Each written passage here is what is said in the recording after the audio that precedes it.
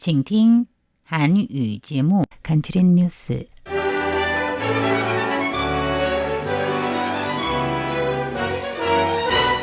(12월 10일) 오늘은 세계 인권의 날입니다. 간추린 뉴스 헤드라인입니다. 제20회 아시아 민주주의 인권 시상식이 타이페이에서 열려 라징더 총통은 민주주의와 인권 수호를 강조하는 축사를 진행했습니다.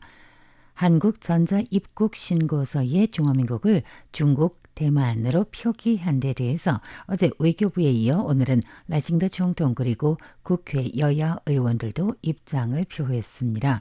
아시아개발은행은 타이완의 올해 국내 총생산은 지난 9월에 예측했던 5.1% 성장률에서 2.2%포인트 상향 조정한 7.3%로 예상했습니다.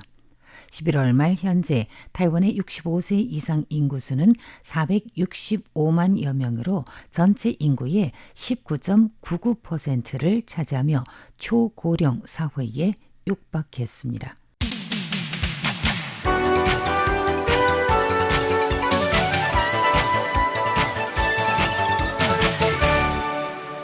간추린 뉴스입니다. 12월 10일 오늘은 1948년 12월 10일 유엔 인권위원회에서 세계 인권 선언을 채택한 지 77년을 맞는 세계 인권의 날입니다. 라징더 총통은 이날 오전 타이페이 빈관에서 열린 제20회 아시아 민주주의 인권 시상식에서 올해의 수상자 인도네시아 법률지원 인권협회 PBHI가 역경 속에서 인권을 굳건하게 지키며 국제 커뮤니티의 인권 행동을 초국가적으로 연결시키는 데 긍정하며 타이완도 민주주의 수호와 인권 강화에 치력할 것임을 강조했습니다.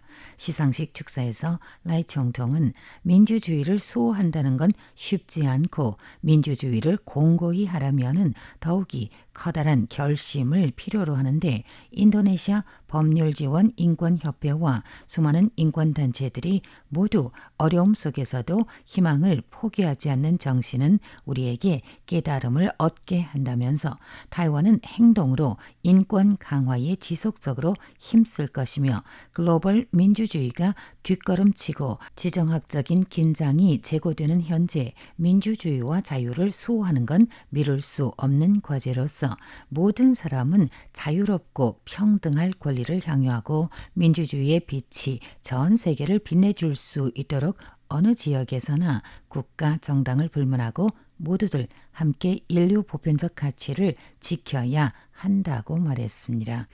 한편 이날 행정원장 조롱타는 사회관계망 서비스에 민주주의는 타이완의 유일한 방향이다라는 주제로 발표한 글에서 라이 총통이 담화에서 언급했던 타이완은 절대로 민주주의에서 뒷걸음질 치지 않는다는 말을 다시 강조했습니다.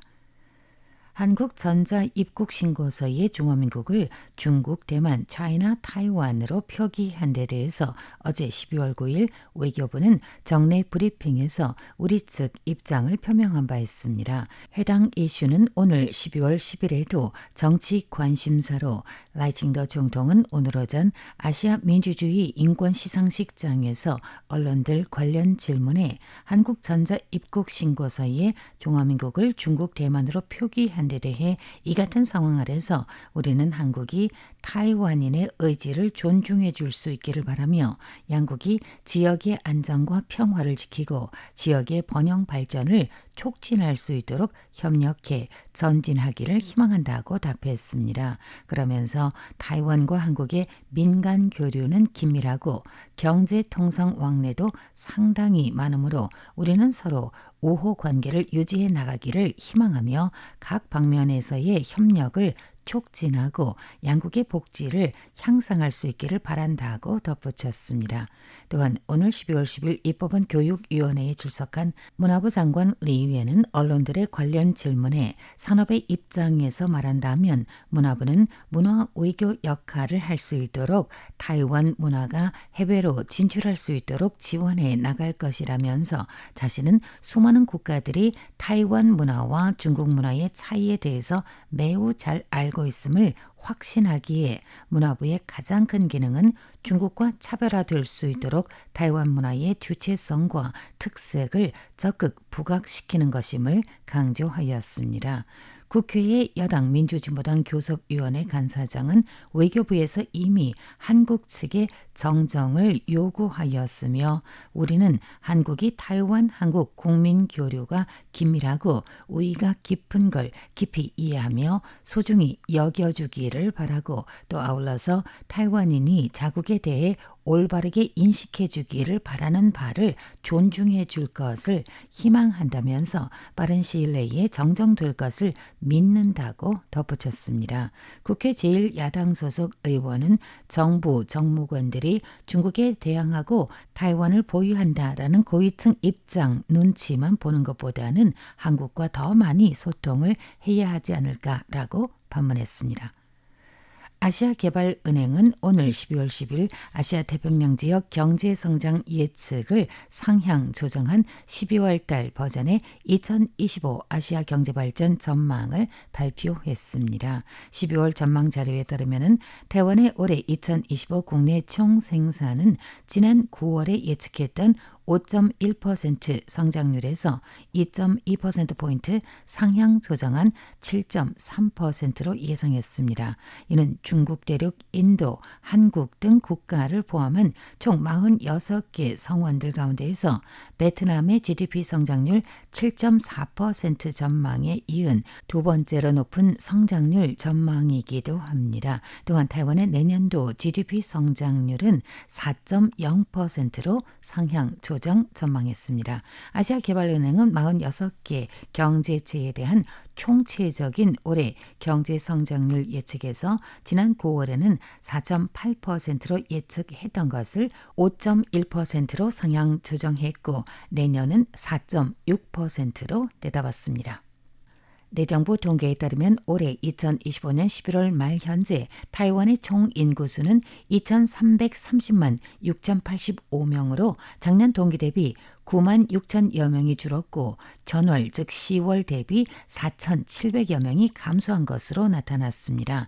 저출산율 또한 심각합니다. 내정부가 오늘 12월 10일 발표한 호구 통계 자료에 따르면 11월 신생아 수는 7,946명에 불과하며 동월 사망자 수는 14,771명입니다.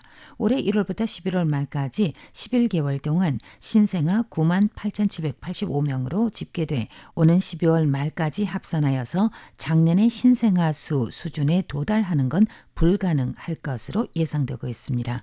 인구 구조 방면에서 만 65세 이상 인구는 465만여 명으로 총 인구의 19.99%를 차지하고 있어 초고령 사회인 노년 인구 20% 비율에 육박했습니다. 11월 말 현재台湾의 65세 이상 인구수는 465만 7,796명으로 전체 인구의 19.99%를 차지했고 15세에서 64세 사이 인구는 전체의 68.49%, 0세에서 14세 사이의 인구수는 전체의 11.53%를 차지하는 것으로 집계됐습니다. 이상으로 간추린 뉴스 끝마칩니다. 진행의 백조미입니다.